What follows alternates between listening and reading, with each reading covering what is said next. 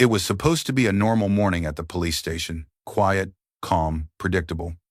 But everything changed the moment officers heard frantic scratching at the door. When they looked up, their hearts dropped. Rex, the department's strongest police dog, staggered inside, bleeding, shaking, and fighting to stay on his feet. His breaths were shallow, his fur torn, his legs wobbling beneath him. But the real shock was clinging to his back. A little girl barefoot, bruised, her wrist tied with rope, and barely conscious. Chaos erupted instantly. "Medics!" someone screamed. "Where did he find her? What happened to her?" An officer whispered, voice shaking. "Who is she? Is she alive? How did he get hurt?" No one had an answer. And just before she slipped back into unconsciousness, the girl whispered words that froze everyone in place. "Please, hurry. He's coming back." No one knew who she meant. The German Shepherd wouldn't stop staring at the officers, barking, growling, stepping backward as if urging them to follow. Something was wrong. Something was still out there. And instantly, every officer understood. Whoever had taken her, whoever had hurt this child, was still out there, and the dog was the only one who knew where. Officers grabbed their weapons. Whatever Rex had seen, whatever he had escaped from, something terrifying was waiting.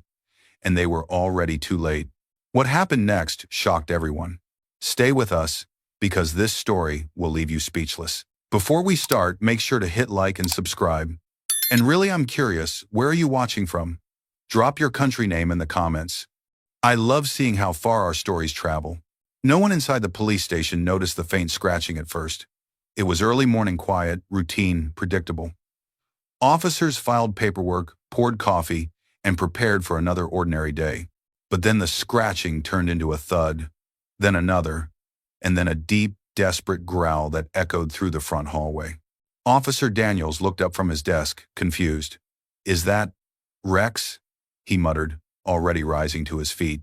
Before anyone could answer, the station's glass doors slammed open. Rex, once the strongest, most unstoppable German Shepherd in the K9 unit, stumbled inside, barely staying upright. His fur was matted with blood, patches missing, his legs trembling violently with every step. His breath came in painful bursts, each exhale a strained groan. But it wasn't his condition that made everyone freeze. It was what was on his back. A little girl no older than 4 lay draped across him, her head resting against his shoulders. Her arms were tied at the wrists with coarse rope, her clothes torn and dirty. A dark bruise covered one side of her face. And worse, she wasn't moving. Officer Patel's coffee cup slipped from his hand and shattered on the floor. "Dear God," he whispered. Rex took another shaky step forward, nearly collapsing under the weight of the child he refused to let fall. He fixed his eyes on the officers wide, pleading, burning with urgency, as if begging them to understand before it was too late. "Get medics, now!" shouted Sergeant Clark, sprinting forward. Chaos erupted instantly. Officers who were moments ago chatting casually now raced across the room, shouting orders, clearing space, calling dispatch. 2 officers rushed to gently lift the girl, but Rex growled weakly, refusing to let anyone touch her until he was certain she was safe. His body shook, but he stood his ground protectively, blood dripping onto the floor. "Easy, boy. Easy," Clark said softly, crouching down. "We're here. She's safe now." Only then, slowly, painfully, did Rex lower himself so the girl could be lifted from his back. As soon as her small body was taken into the arms of the medics, Rex collapsed fully to the ground, panting hard, chest heaving. The little girl's pulse was faint, her skin ice cold. The medics raced to save her. But the officers couldn't stop staring at Rex because he had run through God knows what, bleeding and broken, just to bring her here. And whatever he had escaped from, he wanted them to follow. The station had seen emergencies before, but nothing like this. Officers crowded around the small medical corner as paramedics worked feverishly on the unconscious girl. The air buzzed with panic, questions, and disbelief. Radios crackled. Boots thudded across the floor. Every second felt like it was slipping away too fast. Sergeant Clark stepped forward, his voice sharp with authority. "Someone find her ID, anything. Where did she come from? How far did Rex run?" But no one had answers. The girl's wrists were bound with rough, hand-twisted rope, the kind used to tie livestock or secure heavy loads. It wasn't just dirty, it was frayed, worn, and pulled so tightly her skin had blistered beneath it. Officer Morris examined the rope, his expression turning grim. This wasn't done by accident. Someone wanted her restrained hard. Across the room, Rex lay on the floor surrounded by 2 officers and the K9 medic. His sides heaved, eyes half open, but still alert, too alert.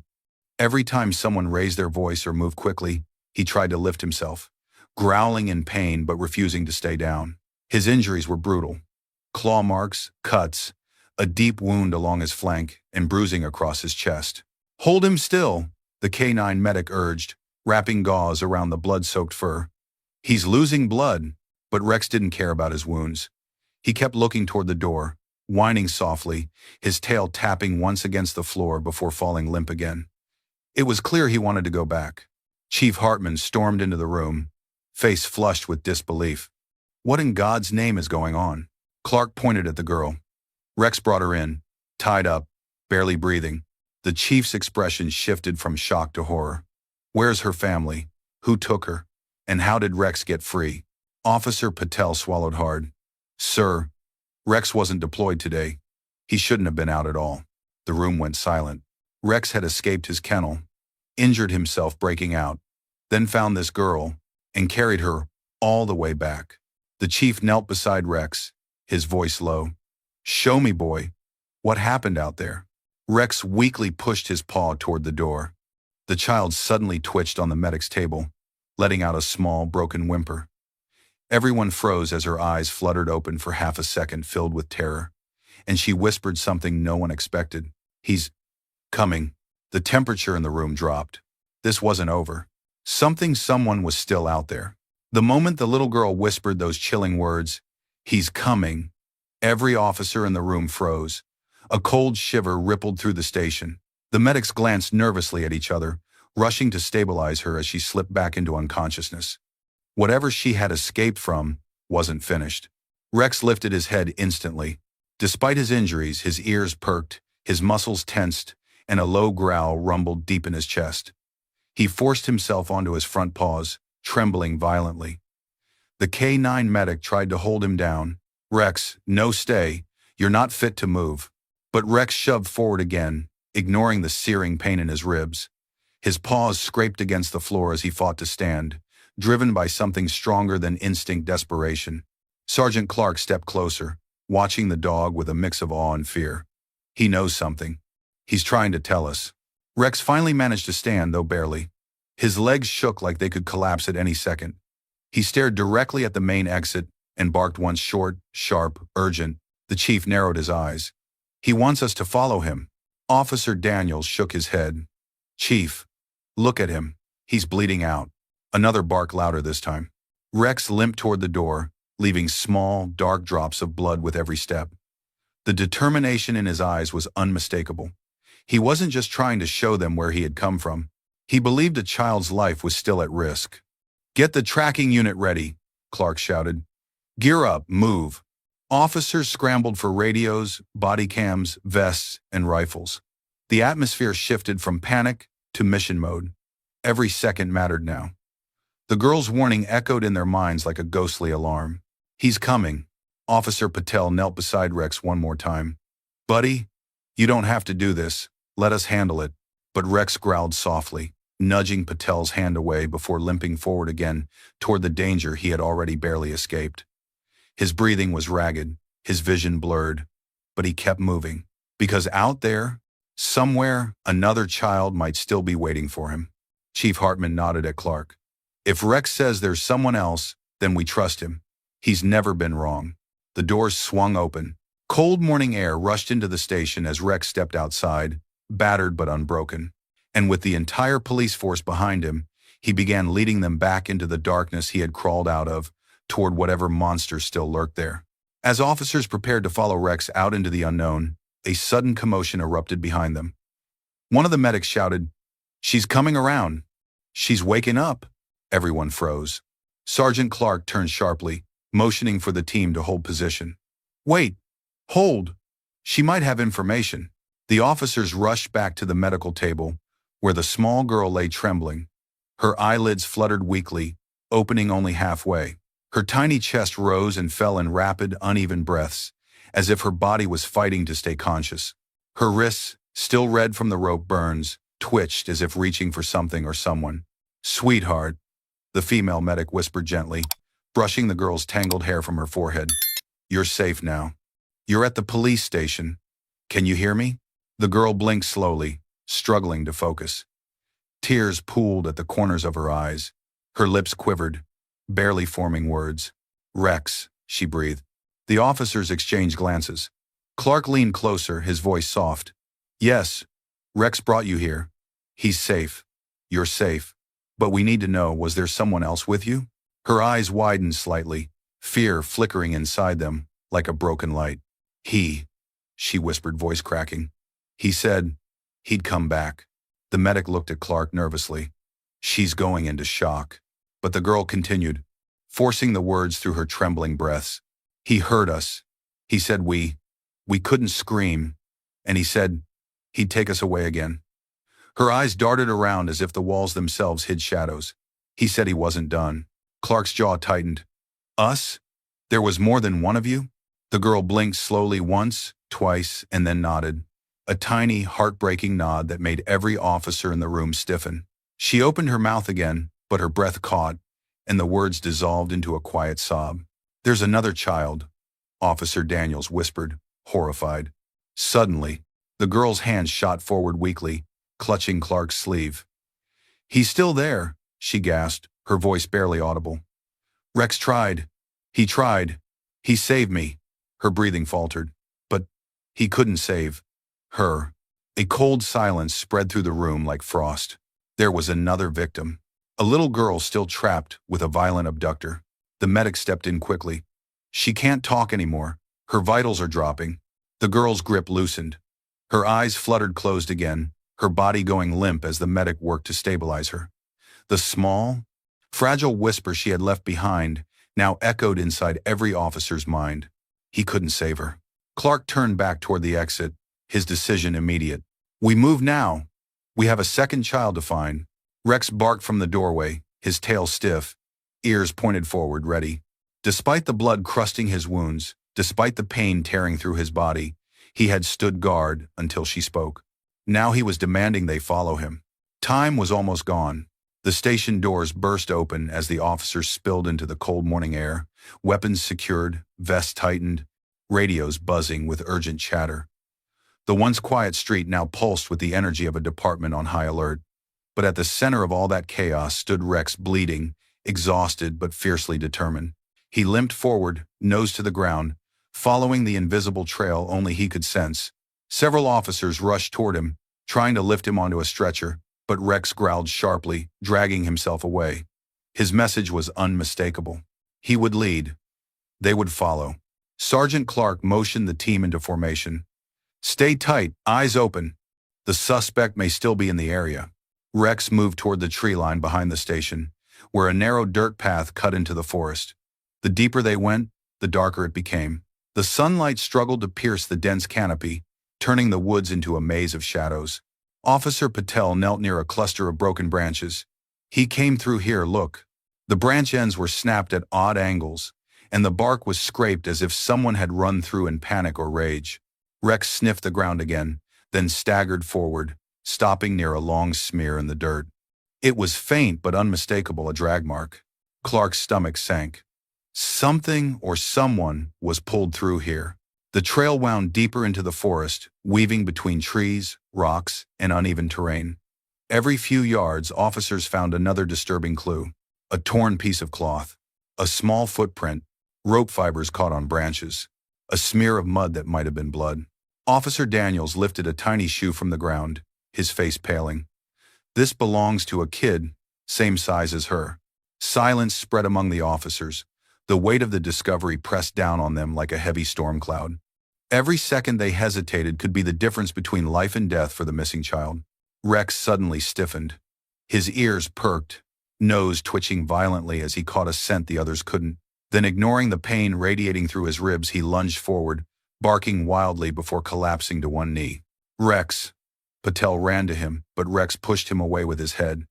Weak or not, he refused to stop. Clark tapped his radio. All units, K9 has the trail. We move now. The officers began to jog, following the limping dog into the thickening forest. Sweat trickled down their faces despite the cold wind. Every crack of a branch, every rustle of leaves made their fingers tighten on their weapons. Rex stopped again at a muddy slope and sniffed hard. His fur bristled. Footprints, fresh ones, led downhill. Clark's voice dropped to a whisper. He didn't get far. He's close, Rex growled, the sound deep and trembling. The hunt had officially begun. The forest grew eerily quiet as Rex led the team deeper into the thick undergrowth. The trees stood tall and lifeless, their branches twisted like skeletal hands reaching toward the gray sky. Officer Patel scanned the surroundings, his finger resting near the trigger of his rifle. I don't like this, he muttered. It's too quiet. Sergeant Clark nodded, his jaw clenched. He's trying to stay hidden, stay sharp. Rex limped ahead, pausing every few steps to sniff the air. His movements were slower now, each breath ragged, yet his eyes burned with the same urgency, the same desperate determination to finish what he started. The officers followed closely, stepping over roots and ducking beneath low branches. Then Rex stopped. Suddenly, completely, his body stiffened. His ears angled towards something unseen. He lowered his head and growled a low vibrating sound that made every officer raise their weapon instinctively. What is it, boy? Clark whispered. Rex turned sharply to the left, toward a barely visible gap in the trees. At first glance, it looked like nothing more than a cluster of bushes and vines. But as the officers stepped closer, they realized the branches were bent unnaturally, pushed aside recently, repeatedly, and with force. A hidden path. Someone used this, Patel said, kneeling to examine the ground. Footprints, large ones and smaller ones, crisscrossed the mud. Some were shallow, others deep, as if someone had been dragging weight. Clark crouched beside him. This is where he moved the kids. Rex barked sharply, then limped into the narrow passage. The officers exchanged a tense glance before squeezing in after him. The path twisted downhill, covered by branches that had been snapped deliberately to conceal it. Halfway down, Officer Daniels found something wedged between two roots, a strip of pink fabric. He held it up, his hands trembling. This belonged to the other child. The team fell silent again. The realization that they were closing in tightened every muscle in their bodies. Adrenaline pumped through their veins. Time was no longer just important, it was lethal. Rex pushed forward faster than before, ignoring the pain surging through his injured leg. He sniffed the air once more, and then whimpered. Daniels frowned. Why's he whimpering? Clark's voice dropped. Because he smells fear. They emerged into a small clearing, a place hidden so deeply within the forest that no one would stumble upon it by accident. And at the far end of that clearing stood something that made the officers' hearts pound. The remnants of a campsite, broken rope, a small blanket, ashes still warm. The kidnapper had been here, but he wasn't far.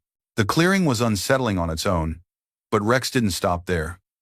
He sniffed the ground near the still warm ashes, then raised his head sharply, nose pointed toward a narrow trail leading deeper into the woods. His growl rumbled low, vibrating through his chest like distant thunder. Sergeant Clark lifted his hand. Weapons up, stay tight. Something's ahead. Rex took the lead again, limping but determined. The path wound through the forest until the trees thinned just enough to reveal a structure hidden behind tangled vines and rotting branches. A shack, or what used to be one. It leaned to one side, as if barely clinging to its last moments before collapse. The windows were covered with rusted metal sheets. The wooden door hung crookedly on a single, rusted hinge. On the outside, it looked abandoned, forgotten by time. But the forest around it told another story. The footprints, the trampled leaves, the recently disturbed soil. Someone had been here, recently, desperately. Rex's fur bristled as he stepped closer, teeth bared. Sergeant Clark approached cautiously, signaling for Officer Daniels to circle left and Patel to circle right. On my mark, Clark whispered. We go in slow. The officers crept forward, boots pressing into soft earth. Every breath felt heavier than the last. Every sound, the wind, a distant crow, Rex's labored breathing felt amplified. Clark nudged the door with the barrel of his rifle. It creaked open. The first thing that hit them was the smell of stale air mixed with sweat, dirt, and something rotten. Their flashlights sliced through the darkness, revealing a small, grim interior. Rope hung from a ceiling beam. A filthy blanket lay crumpled on the floor. A rusted metal cage sat in the corner. A camera tripod faced the center of the shack, its lens cap on the floor. Officer Patel swallowed hard. This is where he kept them. Daniels crouched beside the blanket, lifting a small object, a child's drawing, smudged and torn. Stick figures. A girl with a blue dress. A dog beside her. A tall man drawn in jagged strokes. The kidnapper. The drawing was signed with shaky handwriting. Lily. That must be the second girl, Patel whispered. The one she told us about. Rex suddenly barked at the far wall. Clark shone his flashlight there and froze. Scratches. Deep, frantic scratches. Small hands had dug into the wood, desperately trying to claw their way out. Clark's face hardened. He kept them here, but he moved fast once Rex attacked. He's relocating. He knows we're coming. A loud crack echoed from the forest outside, then another, branches snapping, feet running. Daniel spun toward the sound. He's close. Rex bolted forward despite his injuries, barking wildly at the back exit of the shack. The kidnapper hadn't abandoned the shack long ago. He was still nearby, and he wasn't running empty-handed. The officers scrambled out of the shack, hearts pounding as the echo of snapping branches faded into the dense forest. Whoever had been there moments ago was on the move, and he wasn't alone. Rex threw himself at the trail, nose low, growling as he pulled the officers toward the far side of the clearing.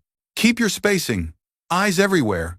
Sergeant Clark commanded, sweeping his flashlight across the tangled undergrowth. Rex limped faster, urgency written in every trembling step. Blood dripped from his wounds, but he didn't falter. He stopped abruptly beside a cluster of ferns, sniffing intensely before pawing at the ground. Officer Daniels crouched beside him. "What is it, buddy? You find something?" Rex nudged a patch of leaves aside. A small teddy bear lay half buried in the dirt, mud-stained, missing one button eye. Its fur was matted with drying tears. Daniels picked it up gently, his face draining of color. "This belongs to a little girl," he whispered. "And look, it has a name." On the bear's soft belly, written in childish handwriting with purple marker, "Lily." Patel's voice cracked. "It's her. The second kid." Clark exhaled slowly, fist tightening. She was here, and he's dragging her deeper into the woods. Rex whined suddenly and limped toward a tree. Something white fluttered beneath its roots. Patel reached down and pulled out a small shoe pink, decorated with faded cartoon flowers. The Velcro strap was torn clean off. Daniel shook his head slowly. She tried to fight. She tried to run. Rex lowered his nose again, sniffing the air with growing anxiety. His ears twitched. He barked once sharp and urgent, then staggered toward a narrow descent leading downhill. "Follow him," Clark ordered. "He's onto something." The descent was steep, the ground damp from recent rain. Officers slid down cautiously, grabbing onto branches for balance. Halfway down, Clark froze as his flashlight caught something smeared along the bark of a large fallen log. A small handprint, smudged with dirt, pressed in fear. Patel touched it gently. She was here. She's trying to leave signs for us. Rex snarled suddenly, eyes fixed ahead. His fur bristled not from aggression, but from warning. He sensed danger just beyond the next turn. Daniels raised his rifle. Ready weapons. The path opened into another clearing, smaller, darker, enclosed by towering pines. The ground was chaotic, disturbed by frantic movements, overlapping footprints, tangled weeds, a broken length of rope, and something metallic glinting under the moonlight. Clark knelt to pick it up, a hair clip, light blue, snapped in half. Daniels whispered, voice trembling. "She dropped it on purpose. She wants us to find her." Rex barked again, dragging himself forward despite collapsing to one knee. His breath came in sharp pants, but he refused to stop. "He's still ahead," Clark said, "and he knows we're close." The kidnapper wasn't fleeing blindly. He was leading them somewhere, and whatever waited at the end of this trail would change everything. Rex staggered into the center of the dark clearing, panting heavily as he sniffed the ground with frantic urgency. The officers fanned out, flashlights slicing through the shadows. The air here felt different, colder, heavier, almost suffocating. Even the wind seemed to die, as if afraid to disturb whatever lay hidden nearby. Sergeant Clark scanned the area. Spread out. Look for anything: tracks, rope, signs of movement. Officer Patel pointed his flashlight at a tangled patch of weeds. More footprints here, small ones. She passed through, but Rex ignored all of it. His nose pressed against the dirt. His breaths quickened. Then suddenly he started digging. Hard, desperately. Dirt flew behind him in frantic bursts as he clawed into the earth with everything he had left. His paws were raw, bleeding, but he didn't stop. Daniels ran to him. "Rex, what is it? What do you smell?" Rex growled, digging faster. Patel joined him, kneeling. "Something's down here." Clark knelt beside them, sweeping the area with his flashlight.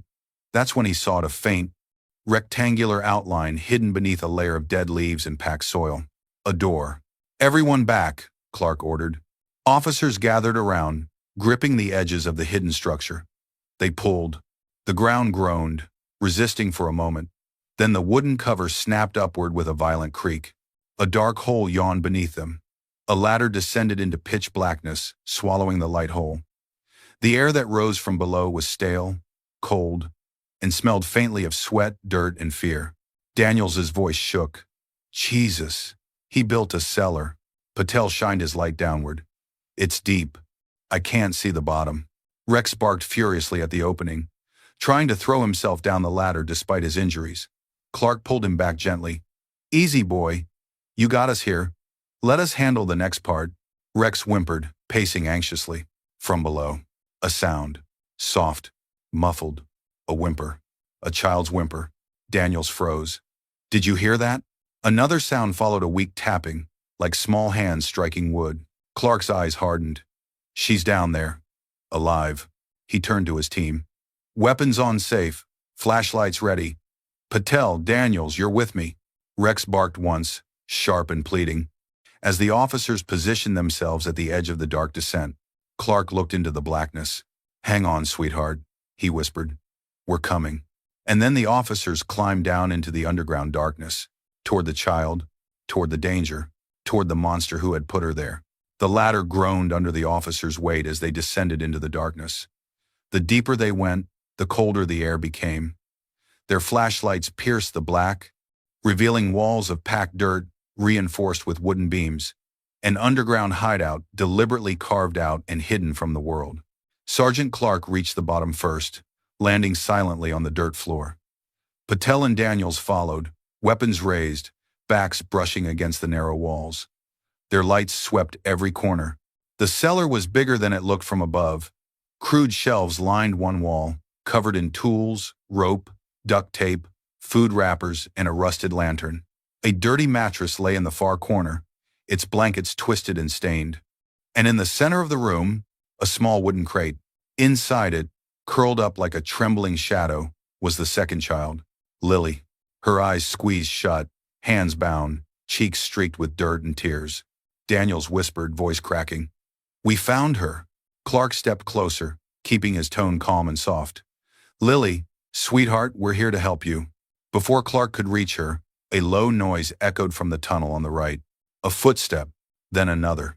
Patel lifted his rifle. "Movement! Someone's coming!" The officers tightened their formation. A tall figure emerged from the shadows, dragging a metal hook across the wall, scraping slowly, deliberately. His clothes were filthy, torn. His face was gaunt, eyes wild and unfocused. A twisted smirk crept across his lips when he spotted the officers. "You shouldn't be here," the man hissed. "She's mine." Clark raised his weapon. "Put your hands where I can see them. Now." The kidnapper tilted his head. "The dog brought you, didn't he? That mutt." He didn't know when to stop. Anger flashed through the officers' eyes, but they held their positions. Daniel stepped forward. "The children are coming with us." Step back from the crate. The man's smirk vanished. In one sharp movement, he lunged toward Lily. "Stop!" Clark roared. The officers moved instantly. Clark tackled the man's arm.